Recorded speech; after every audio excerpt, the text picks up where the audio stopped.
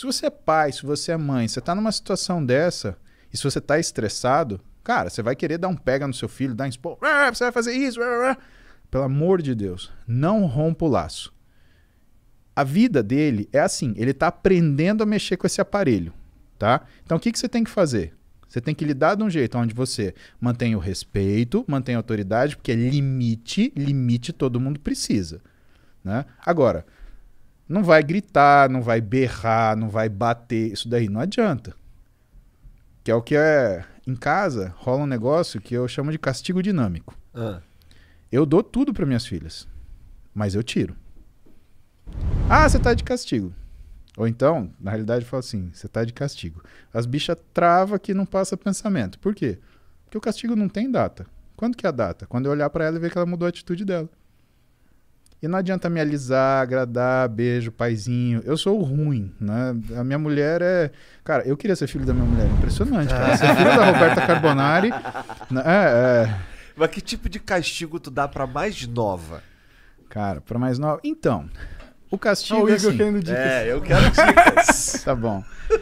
Cara, a Duda e a Clara, elas são completamente diferentes. Elas são maravilhosas naquilo que elas são. A Duda...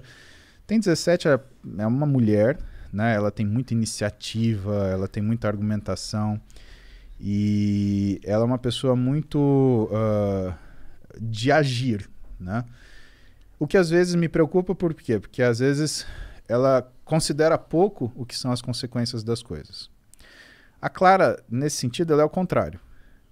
Ela é como eu, assim, ela é medrosa, ela não age, ela pensa, se deixar ela pensando, a decisão é tomada por ela, o que é uma coisa que eu me preocupo com ela. E quando a Clara, ela cria uma situação que ela se atrapalha, né, o que eu faço? Eu afasto ela daquela situação até ela sentir que ela precisa aprender a lidar com aquilo melhor para voltar para lá. Por exemplo, sei lá, uma situação hipotética, tá?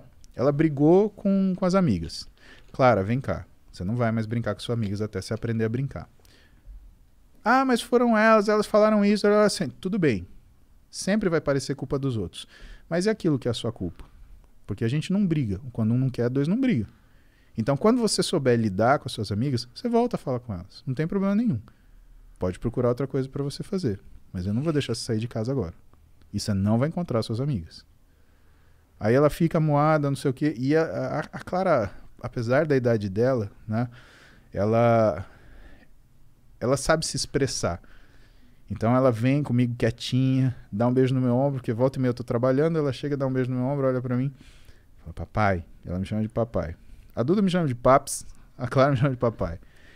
Papai, eu entendi o que o senhor falou, eu não posso fazer isso. Você aprendeu isso? Ótimo, pode sair pra brincar. Se isso demorar um dia, Igor, é um dia de castigo. Se demorar um ano, é um ano de castigo. Se demorar uma vida, aquelas pessoas ela não vai ver mais, porque ela não sabe lidar com elas. E se ela não sabe lidar com elas, de duas uma. Ou todos vão se machucar, o que inclui ela, que é o meu problema, ou só ela vai se machucar, que ela é o meu problema. O meu problema é ela, né? Se todos se machucam, ou se ela se machuca, eu estou sendo muito sincero, o meu problema é minha filha.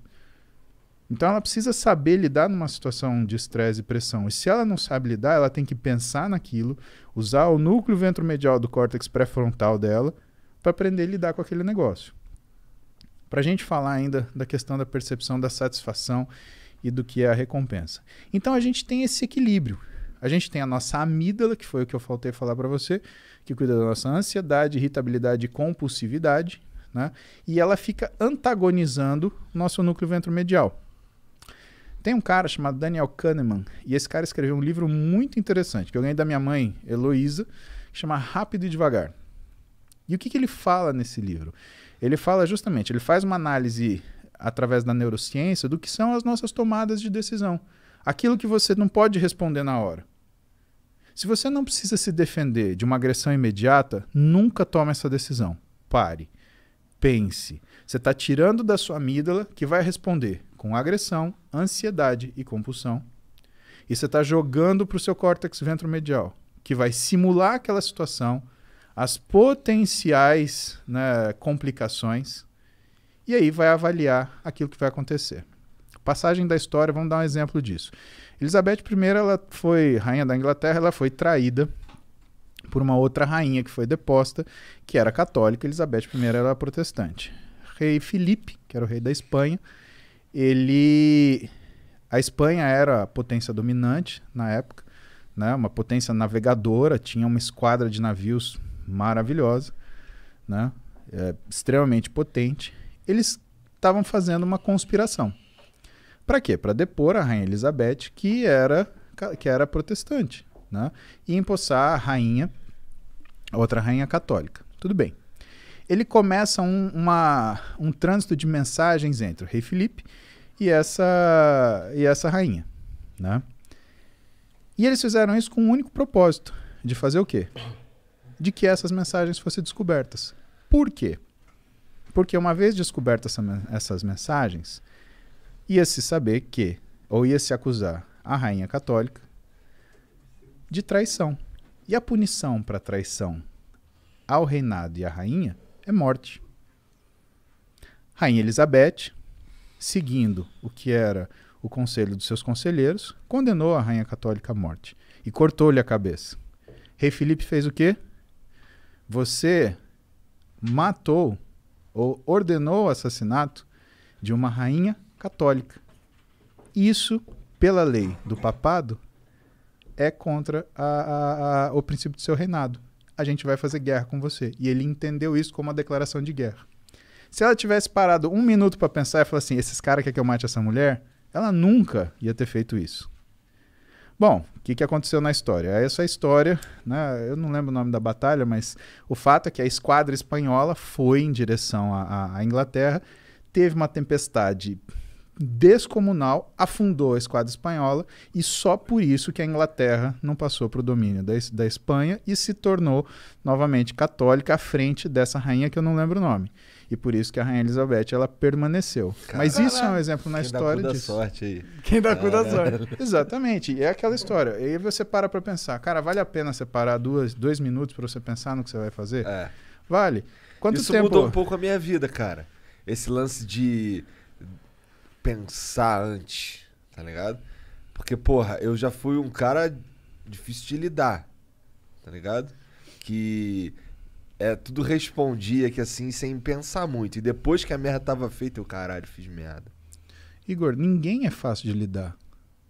Só a gente é fácil de lidar. Você já parou pra pensar que você pode olhar pra você ontem que é uma coisa desleal com você e falar que você era um cara difícil de lidar. Por que é desleal com você?